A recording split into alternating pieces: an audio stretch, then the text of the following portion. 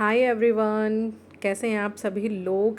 बहुत बहुत स्वागत है आपका नंद भाभी स्टडी व्लॉग में। और ये देखिए, मैं निकल गई थी सुबह सुबह 5:30 बजे घर से लखनऊ जाने के लिए। जैसे कि मैंने आपको बताया था, लखनऊ में मेरा ट्रीटमेंट चल रहा है और वहाँ पर मेरा नंबर लगा था, तो मैं गई थी वहाँ पे दिखाने के लिए। और फिर उन्होंने मुझे 1 हफ्ते के बाद बुलाया है एमआरआई और कुछ टेस्ट करवा के। कुछ टेस्ट तो कल हो गए थे, बाकी कुछ जो है वो उन्होंने 1 हफ्ते के बाद बुलाया है, तो फिर मुझे जाना ही होगा। तो देखिए, लाइफ में डिस्टर्बेंस तो है, आते ही रहते हैं। सब कुछ अपने हिसाब से, अपने मन से नहीं चलता है। तो ये देखिए, आप सोच रहे होंगे पीहू कहाँ है। तो पीहू को हम नहीं लेके गए थे, क्योंकि हमने प्लान किया था, हमें नहीं पता था कि डॉक्टर फिर से इतने टेस्ट वगैरह फिर से लिख देंगे। हमें लगा था कि हम सुबह जाएंगे और शाम को चले आएंगे, तो पीहू ऐसे में परेशान हो जाएगी, थक जाएगी और यहाँ पे आराम से अपनी मामी नानी मामा के पास रह लेगी। तो हम लोग चले गए थे और समझ लीजिए कि बहुत बहुत ज़्यादा थकान हो गई थी। उस सेम डे पे जाना, सेम डे पे आना, और हॉस्पिटल में भी फुल टाइम बैठ कर वेट करना। काफ़ी ज़्यादा रात में आते तक पूरी बॉडी में स्वेलिंग वगैरह हो गई थी।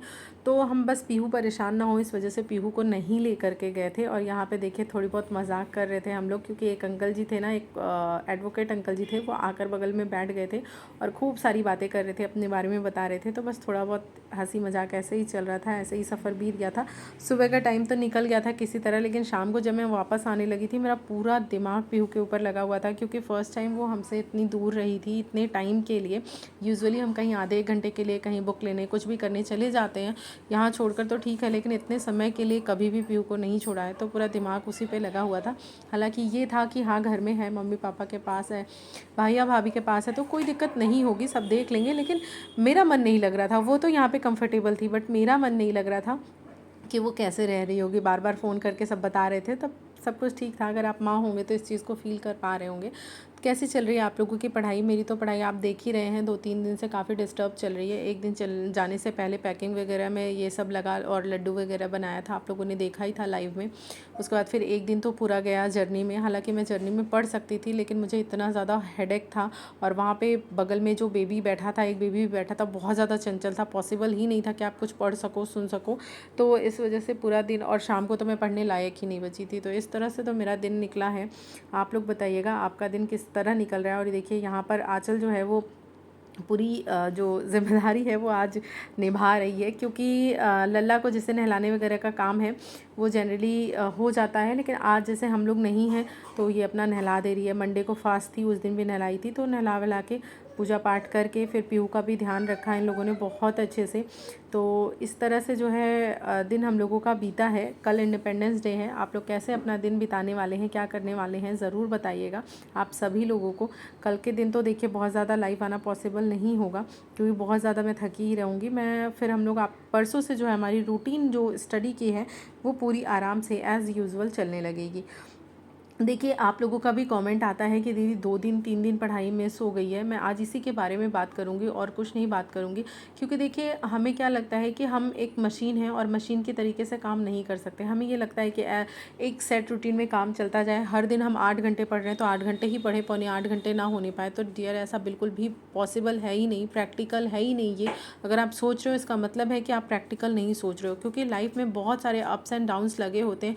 उस हिसाब से हमें अपने आप को मैनेज करना होता है। हाँ, इतना ध्यान रखना होता है कि जिस समय गैप हो जा रहा है हमारा, उसको हमें आने वाले दिनों में बहुत अच्छे से मैनेज करना है। अपना आधा आधा घंटे, 1-1 घंटे जो है उसको बढ़ा करके इधर जो गैप हुआ है उसको हम मैनेज कर लें। और दिमाग में अपना टारगेट रहना चाहिए, लेज़ीनेस नहीं रहनी चाहिए कि जो 2-3 दिन मजबूरी में गए हैं उसकी वजह से आगे आने वाले 1 हफ्ते चले जाएँ। ऐसा नहीं होना चाहिए। जैसे ही आप ट्रैक पे आते हो, तुरंत आपको अपनी स्टडी को भी ट्रैक पे लाना है। और देखिए, यहाँ पर आंचल जो है अपना, जैसे कि मैंने बताया, नहा के पूजा करके पढ़ाई करने के लिए बैठ गई है। और अभी वो देखिए एनसीईआरटी की जो ज्योग्राफी है उसको पढ़ रही है। और मैं, जैसे कि आपको बताई थी, मैं जब थी यहाँ पर तो मैं अपना ग्रामर और वोकैब कवर कर रही थी। मैं नई बुक ले आई थी नीतू मैम की।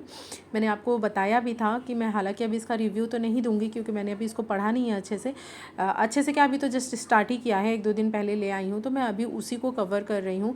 और आप में से जो लोग यूपी टीजीटी के हैं वो हमारे साथ अगर जुड़ना चाहें तो जुड़ जाइएगा, चैनल को सब्सक्राइब कर लीजिएगा। जाएगा, क्योंकि एक अच्छी संख्या होने पर यहाँ पर आपको स्टडी मटेरियल वगैरह ये सारी चीज़ें जो हैं वो प्रोवाइड कराई जाएंगी, ग्रुप बनाया जाएगा हर एग्ज़ाम का। तो ये एक समझ लीजिए कि जो स्ट्रेटजी या जो प्लान हम कर रहे हैं वो चीज़ हम आपके साथ शेयर कर रहे हैं। जब डिफरेंट एग्ज़ाम्स के हमारे पास एक अच्छे नंबर में स्टूडेंट हो जाएंगे तो हम उनका एक ग्रुप बना दिया करेंगे, तो वो आपस में भी अपने क्वेश्चंस डिस्कस कर सकेंगे, जैसे कि या फिर अपने मटेरियल्स डिस्कस कर सकेंगे।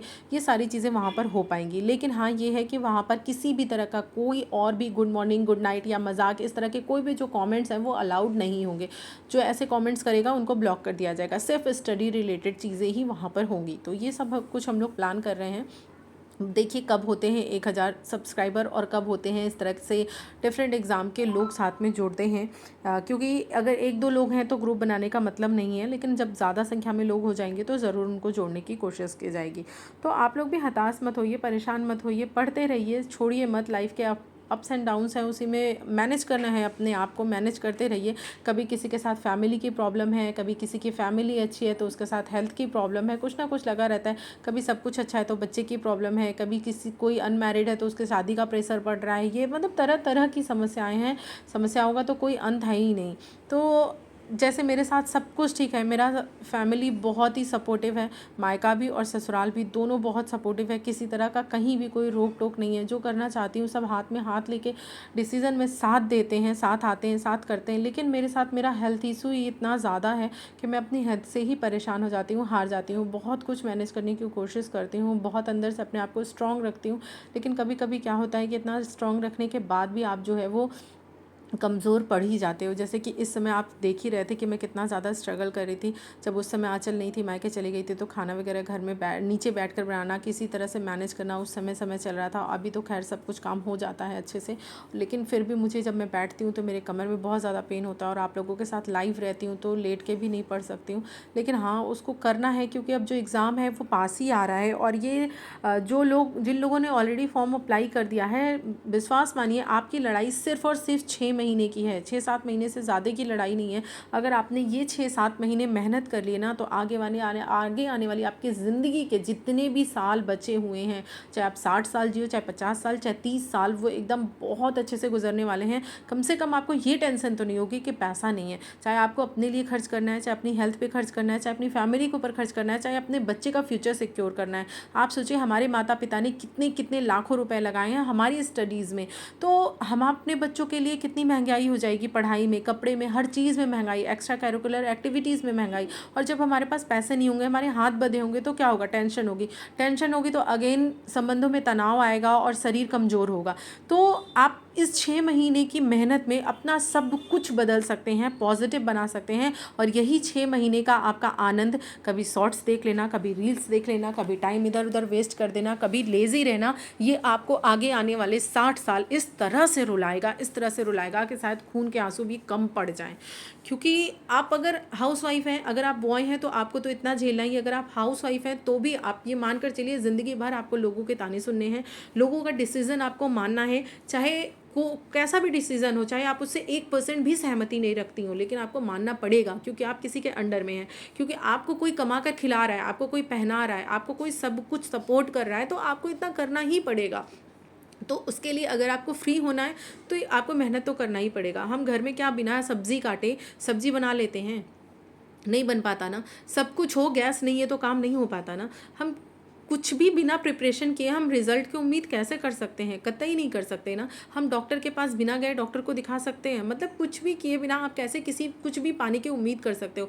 आप भगवान के सामने हाथ जोड़ते हो, आप कहते हो कि भगवान से मनाओ मेरा सिलेक्शन हो जाए, पर अपने आप से ये पूछो कि क्या आपने अपना 100% दिया है? जिस दिन आपके अंदर से आए कि हाँ ये मेरा 100% है और इससे ज़्यादा मैं अब नहीं दे सकता, ये अंत है, इससे ज़्यादा मेहनत में अपने शरीर से, अपने दिमाग से नहीं करवा सकता, विश्वास मानिए उस दिन सिलेक्शन आपका होना है, निश्चित होना है, कोई भी नहीं टाल सकता। क्योंकि कुदरत भी यही कहती है कि अगर आप अपना काम करोगे ईमानदारी से, आप अपनी मेहनत करोगे, तो मैं हमेशा आपके साथ हूँ। लेकिन आप मेहनत ही नहीं करोगे तो फिर कहाँ से चीज़ें किसी को प्रोवाइड हो पाएंगी?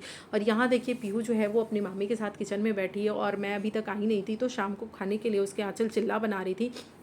ताकि कुछ हेल्दी हो जाए, अच्छे से हेल्दी जो है वो खिला पाए। तो न्यूट्रिशन का ध्यान रखते हैं माँ बाप सभी जो हैं वो अपने बच्चों की बहुत केयर करते हैं। और आने वाले समय में तो देखिए यार, इतनी बीमारियाँ हो रही हैं, इतनी बीमारियाँ हो रही हैं, जब आप हॉस्पिटल में पहुँच जाओ मतलब दिमाग इतना ख़राब हो जाता है देख करके। अपना दुख तो लगता है जैसे कुछ है ही नहीं, कुछ नहीं, मुझे तो कुछ हुआ ही नहीं है, ऐसा फील होता है। कि कल मैं गई ना, ऐसे ऐसे लोगों को मैंने देखा जिनका पैर बिल्कुल सीधा है, वो मुड़ ही नहीं सकता। मतलब वो सोचिए वो अपनी लाइफ कैसे सर्वाइव कर रहे हैं, कैसे अपने डेली रूटीन के काम कर रहे हैं, कितना डिफिकल्ट है। 12-13 साल की लड़कियां आ रही हैं, उनको ये बीमारी हो गई है अर्थराइटिस। और पहले जो अर्थराइटिस था वो अलग है, और अब के समय में जो अर्थराइटिस है वो इतना मतलब डेंजरस रूप ले लिया है कि अब का जो अर्थराइटिस है वो आंखों के ऊपर इफेक्ट कर रहा है, लोगों की आंखों की रोशनी चली जा रही है, किडनी पे इफेक्ट कर रहा है, उनका जो लीवर है वो डैमेज हो रहा है, हार्ट में प्रॉब्लम हो रही है। तो इस तरह से ये इतना घातक बीमारी बन चुकी है।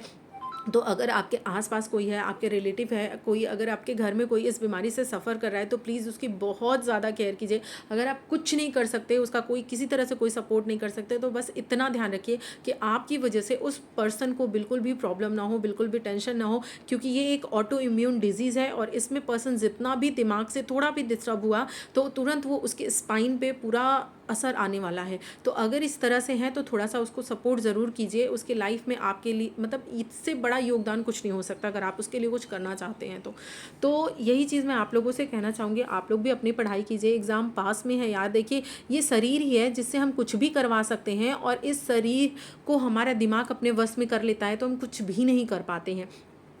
हम दुनिया को अपने सामने झुकाना चाहते हैं, कभी कोई अपने हस्बैंड को झुकाना चाह रहा है, कोई अपनी सास को झुकाना चाह रहा है, कोई कुछ करना चाहता है। अरे यार पहले अपने आप पे कंट्रोल करो ना। अगर आप अपने आप पे विजय नहीं हासिल कर सकते, अपने आप से अपनी बात नहीं मनवा सकते, तो कैसे आप उम्मीद कर सकते हो कि दुनिया वाले आपकी बात मानेंगे। पहले खुद तो इतना स्ट्रांग बनो कि अपने मन से अपनी बात मनवाओ। वो आपसे इतना ज़्यादा स्ट्रांग है कि वो बोल रहा है मेरा पढ़ने का मन नहीं करा आज, ये है वो है, और आप मान जा रहे हो। ऐसे कैसे? अपने दिमाग को खेल खिलाओ, अपने दिमाग को मतलब उसको एकदम बेवकूफ़ बनाना है आपको, और अपनी पढ़ाई में लग जाना है। देखिएगा धीरे धीरे आपको आदत पड़ जाएगी, लत पड़ जाएगी। आप नहीं पढ़ोगे तो आपको खुद नहीं अच्छा लगेगा, और एक दिन आप अपने गोल को प्राप्त करोगे। ये देखिए मैं लौट रही थी, और लौटते लौटते मुझे रात में 10 बज गए थे। जनरल बस ही मुझे मिल पाई थी, क्योंकि उस समय ना ही वॉल्वो और ना ही जो है वो जनरत अवेलेबल थी। ट्रेन का टाइमिंग भी नहीं था, 6 बजे शाम से था ट्रेन का टाइमिंग, और 4 बजे मुझे ये बस मिल गई थी। तो मुझे 2 घंटे जो है वो बैठना पड़ता, और मैं बिल्कुल भी नहीं वेट कर सकती थी पीयू से मिलने का। तो मैंने कहा चलो इसी में चलते हैं, और इसी में हम आए थे, और मतलब लिटरली झेल गए थे। 10 बजे रात में घर पहुँचे थे हम लोग। बारिश भी हो रही थी रास्ते में, हालांकि मौसम अच्छा था, मौसम की वजह से तो प्रॉब्लम नहीं हुई, लेकिन हाँ बस में बैठने पर बहुत हेक्टिक लग रहा था। और आप लोग बताइएगा कैसा आप लोगों का दिन है, कैसे स्टडी चल रही है। यार बस एक ही रिक्वेस्ट करूँगी, प्लीज़ बिल्कुल भी डिमोटिवेटेड मत होइए, बिल्कुल भी अपने मन को अपने ऊपर हावी मत होने दीजिए। फिर देखिए लक्ष्य कैसे मिलता है।